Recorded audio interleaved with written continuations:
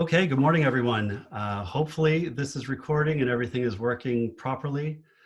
The first and easiest confession I have to make is this is not take one of this recording. Hopefully this is the one that sticks. This will definitely be the one that does not include some of the language I used in prior recordings. Um, but here we go. I'm Scott Hernelstein. I'm with Cox Automotive and part of their research team, and I'm really, really excited to be here with everybody today.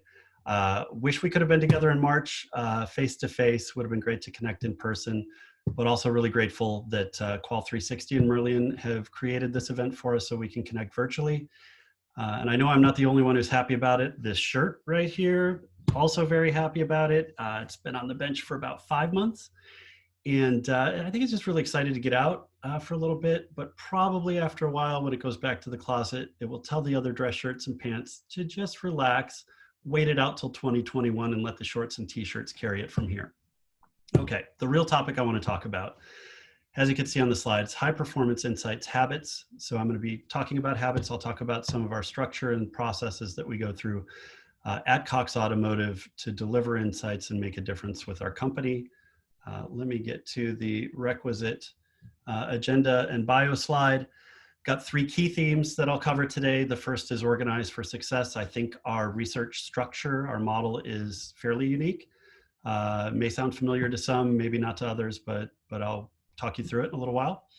I think our structure leads into number 2 and really sets us up to infiltrate the business.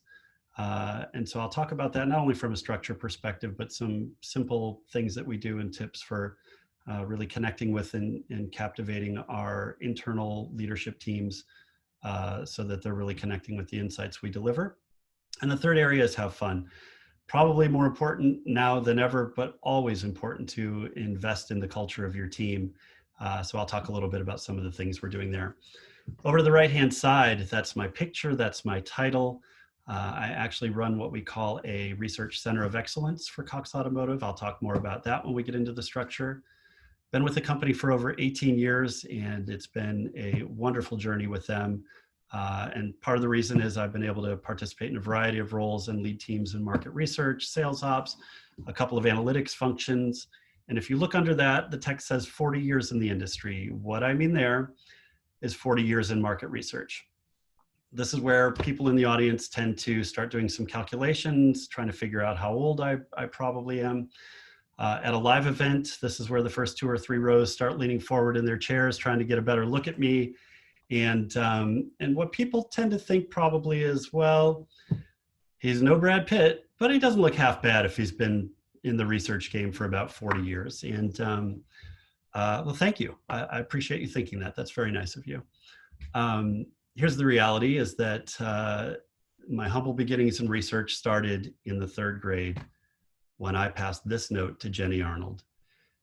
This was the day that I learned the power of market research. I learned that if you find your target audience, ask them the questions that matter, it can absolutely dictate your strategy, your actions for the future. And now you're wondering, well, what actions did I take? What kind of feedback did I get? Probably the best way to answer it is to tell you that for the rest of 3rd grade, I focused on kickball. Yeah. Also, this is the time where I learned that there are other ways to do research. And maybe I didn't have as much integrity as a 9-year-old when I was doing research.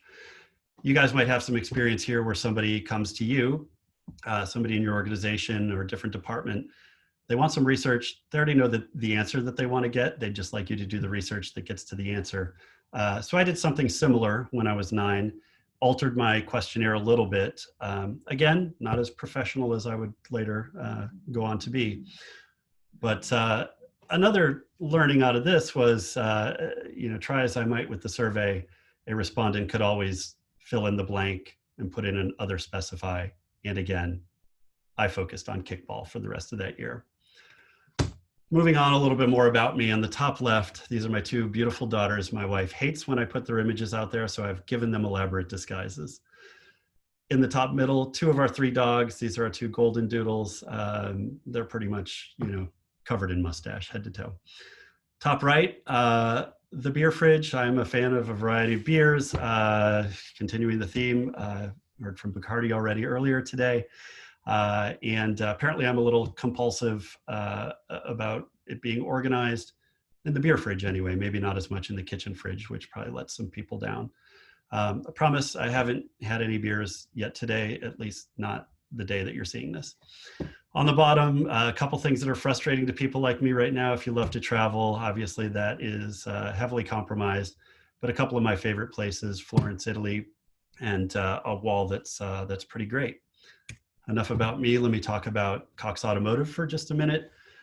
Cox Automotive probably doesn't resonate with a lot of people, but if you look to the right, these are, I think, 14 of our brands. And the two that consumers and the general population are most likely to know tend to be Auto Trader and Kelley Blue Book. So those are our two core consumer-facing brands. But then we have many other brands and solutions that help dealers, OEMs, lenders, and just about anyone involved in any process related to vehicles, which leads to our vision, transforming the way that the world buys, sells, owns, and uses cars. The world means we're an international company, and then we touch vehicles and processes throughout a vehicle life cycle. What it means from a research perspective is it doesn't get boring. We've got a lot of brands, a lot of solutions. There are actually more than these 14 in terms of topic areas for us to cover and learn about the business. So getting into the three key themes that I talked about, the first one is organizing for success. I mentioned that I think our model is fairly unique. And on this slide, I used a lightning bolt as an impressive graphic to demonstrate the breaking apart, maybe somewhere down the middle of a traditional market research function. And that's kind of the key of it, is we've looked at the role of a market researcher and drawn a line somewhere near the middle, probably a little gray area in there. But we've kind of found a way to split responsibilities and allow people to really lean into their strengths and thrive. So the way I want to kind of set this up is a situation which is probably familiar to any of you who have interviewed market researchers at any time in your career. I call it the interview conundrum, or the interview and hiring conundrum. And it looks something like this. You're interviewing someone and they're an amazing storyteller. You can just tell they've got great presence. They can command a room. They can captivate an audience. They are somebody who no doubt will be able to influence the business and leadership to take action. With this person, you're not going to get this. You're feeling great about this person. Some candidates you interview, and a very different aspect of our research game, calling them here the processor. This is the person who is very analytical. They love the analysis and reporting aspect. They love teasing out insights. They love the project management side of things, working with vendors, really everything that represents what I'll call the operations side of research and projects. This is exactly where they love to be and where they love to operate.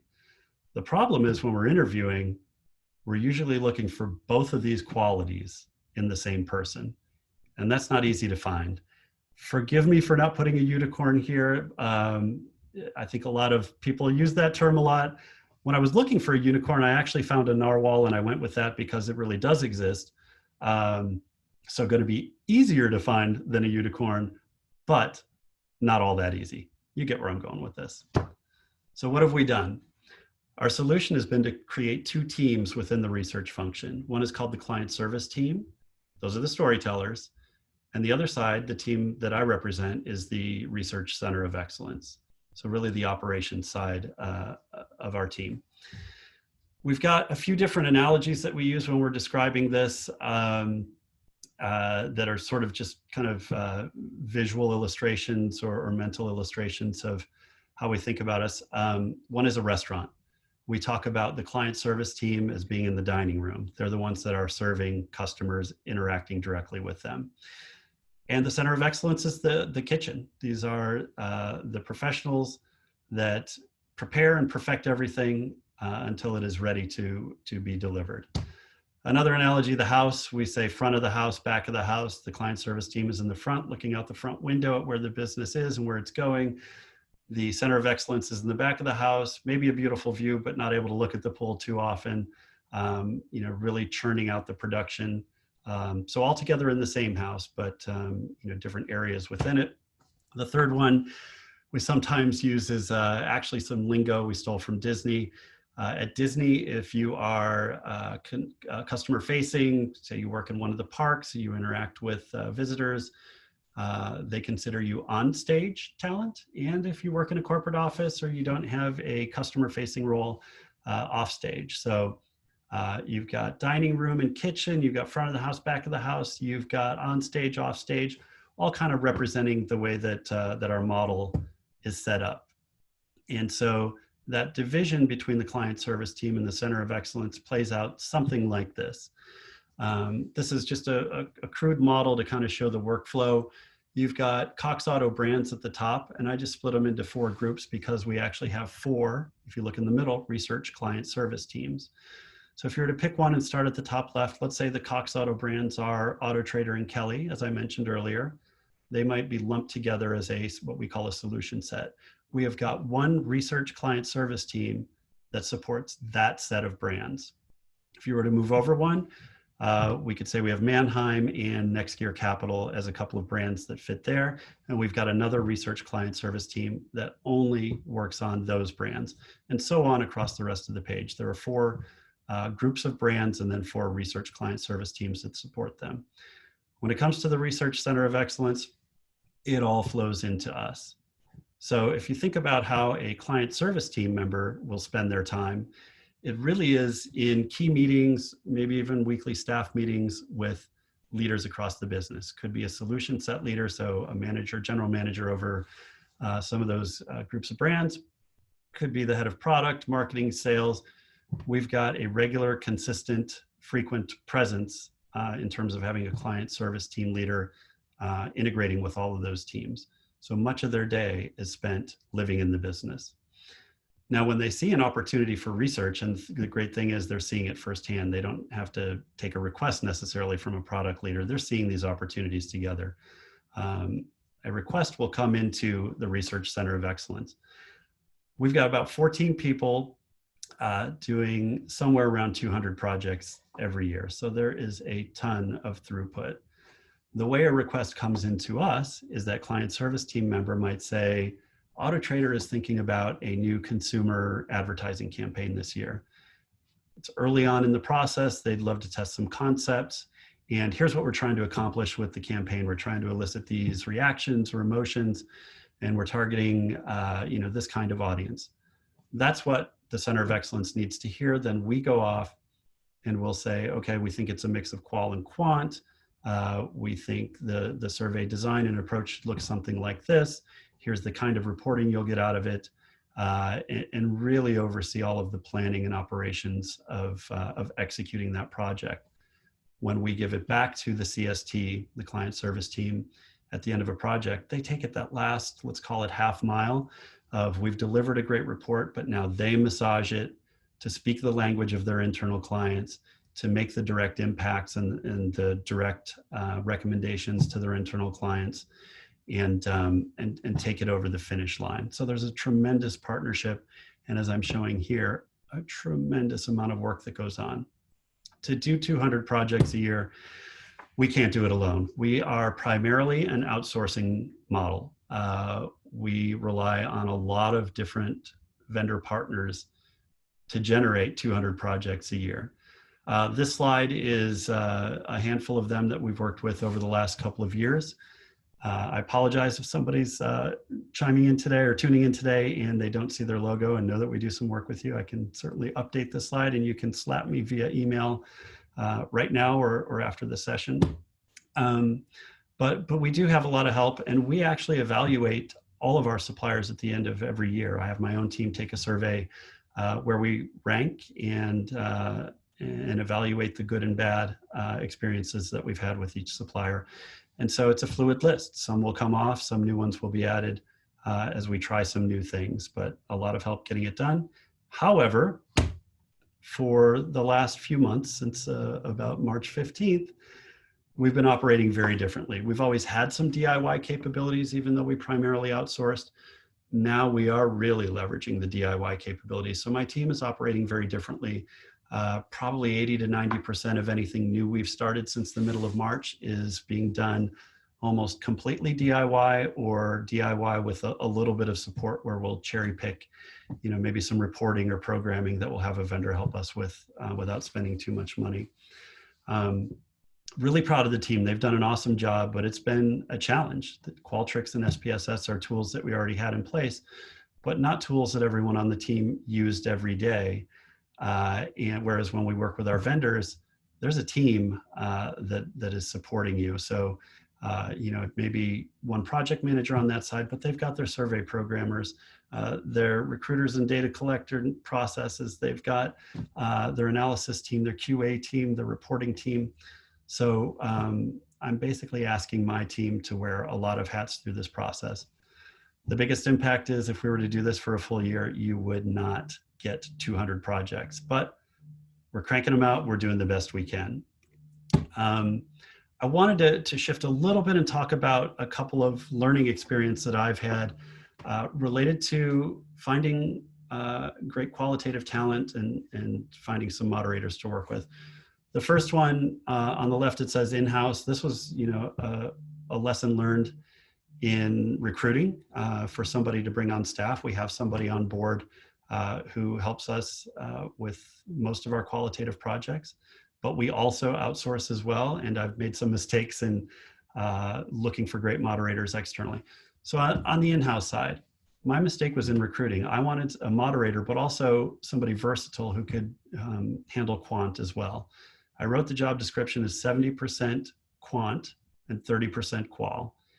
And most interviews went something like, I had a candidate who had great experience and expertise on the quant side, a lot of depth, a lot of breadth.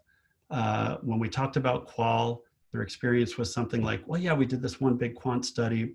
We realized we needed to do some follow-up interviews. So I did 10 or 20 in-depth interviews on that project. And that might be the extent of it. So it wasn't quite what I was looking for. As soon as I flipped it from 70 quant, 30 qual to 70 qual, 30 quant, I got exactly the people I was looking for.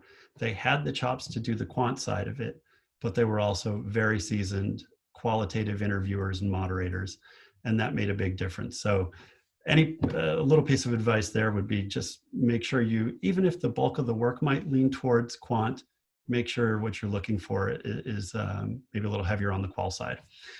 Shifting over to the other side, the lesson I learned here and the message I have is when you're looking for external moderators, we always want to look for moderators who understand us, what we do, what's important to us in terms of our company.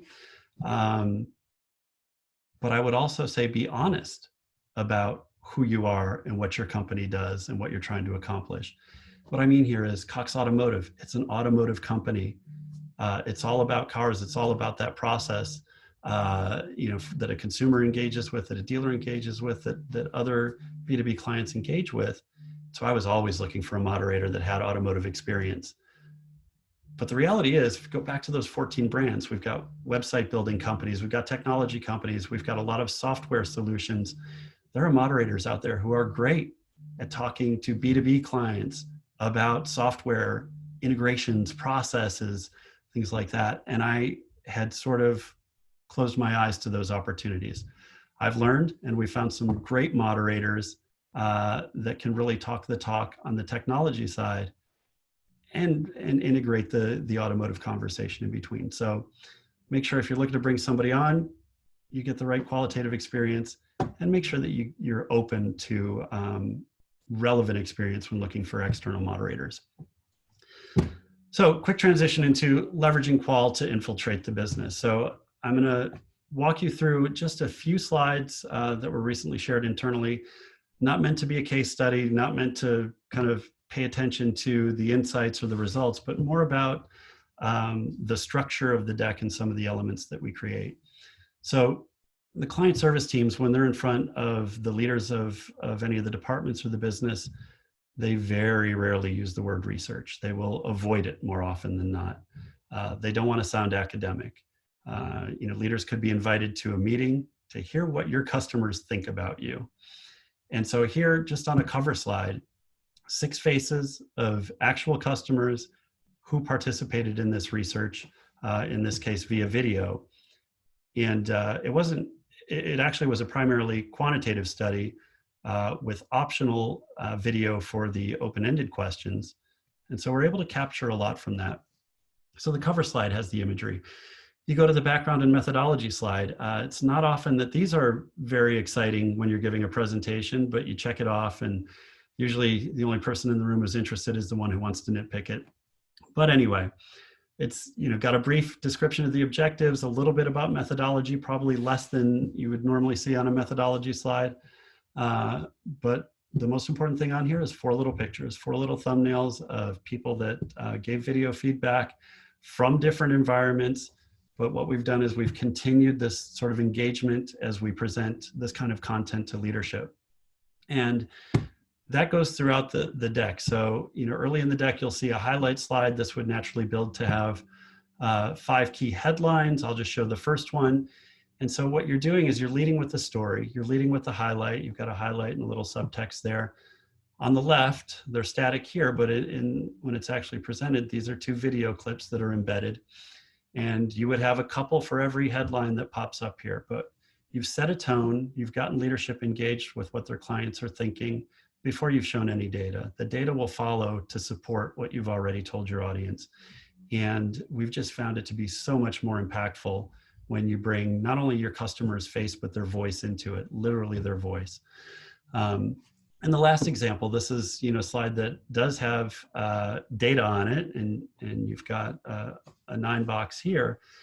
And again, not to go through the details of the data, you see green and red, which is one of our tricks to kind of orient people to good and bad news on a slide.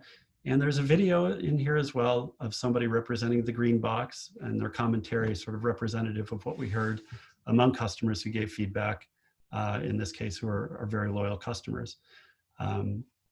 So again, just wanted to demonstrate that this is a simple thing that we do.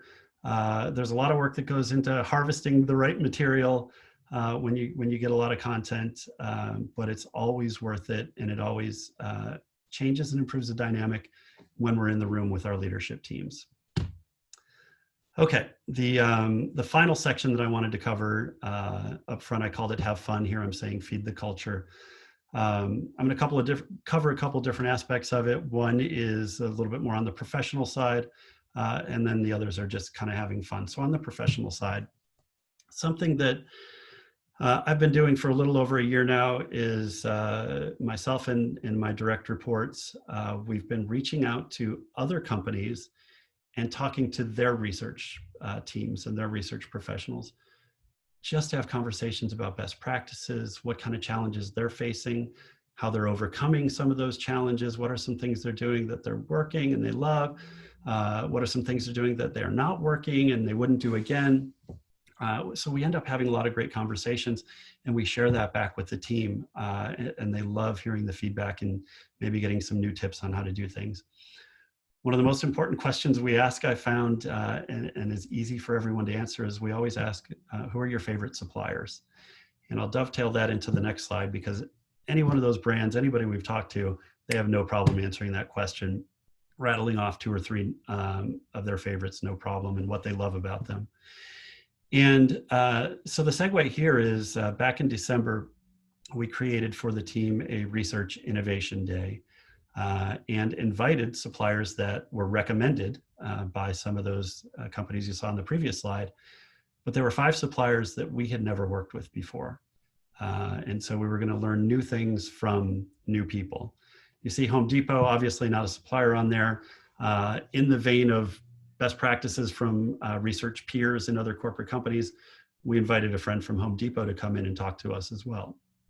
Anybody who was invited in that day, we asked them to cover at least one of the themes you see on the left. AI and automation, buzzwords that in our industry and at all the events the last probably 3 years, analytics as well, crowdsourcing, and then just trends in research and any innovation that these companies are implementing. And so it turned out to be a great day. We learned a ton. It sort of ended up being a mini conference for the team. And it started in large part from a conversation I had with someone on my team. She was presenting at a conference last year, And I asked her if it was her first time presenting, and she said, "This is the first time I'm actually going to a conference. I've never attended one before." And I just had that realization that that's right. You know, we can't send everybody to a conference every year. You know, we've got to pick our spots. We've got to spend our money wisely. So not everybody gets the chance to do this, even if you've been in the industry for many years. So the idea here was to bring a conference to the people. Feedback was great. We've actually worked with a couple of these suppliers since this event, and it generated a ton of great conversation. I'm going to go to the fun side a little bit here too. So I plugged in 2 slides from a study we did a couple years ago on snacks. This all started from discussions / arguments over which snacks are better. And they were mind-numbing conversations that tended to pop up way too often. So, you know what? Let's solve it with data. So the research team put out a survey to the team to find out who are the winners and losers when it comes to snacks. You see the headline I put in the middle: Oreos rule and Triscuits are divisive. There's more to it on this slide, but there's a category there that says awesome. Oreos come out on top. Below it is a category that says sucks. The leader in the sucks category, which makes them the loser, is Malamar. I'm sure you guys are all thinking about the rankings of your own preferences right now. Top right, if we ranked them, Oreos, Nutter Butter, and Ritz.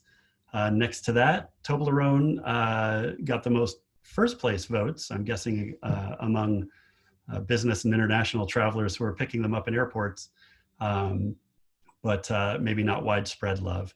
So anyway, the point is, you know, we took a minute to have a little fun. This meeting, when it was on the schedule, was probably one of the most anticipated research meetings in history. And we've actually got an idea for our next pursuit here, which is who has the best birthday. And it will be judged based on which celebrities share the same birthday as you. So who knows, if I'm invited back next year, be more than happy to share those results with you. Okay, the final piece that I have for you, and just a little bit of fun that we've been having since quarantine hit, and making sure that we keep the team connected. I don't know if you guys do this. I've done it. I'll admit it. I'm on a video call with somebody. A cat walks across their keyboard. I am quick to screenshot that and put it in a little library. Well, someone on our team has been doing that, and he's created a game that we play on a monthly basis, which is Name That Coworker. And it's just kind of fun because everybody starts chiming in. We'll do this in a monthly Teams meeting, and the first one to type in the correct answer wins. But it just becomes, hey, you know, who's that guy who works under the stairs? Who's that guy who uses Teams video like my mom uses FaceTime, which is half of your head and most of the ceiling? Who's that guy who works in the room with all the creepy skulls on the wall in the back? Who's that woman on the team who appears to be in timeout during most of her calls?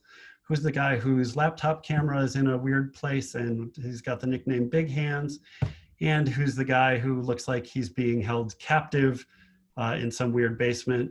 Well, actually, that was me working from my parents' house recently. But again, just another way to add some fun and levity to the situation that we're all dealing with. That's the end of my time. Hope you enjoyed it. Really looking forward to hearing your questions in Q&A in a little while. So whatever you have for me about our structure, our process, or how to have fun as a team, can't wait to answer your questions. Thank you.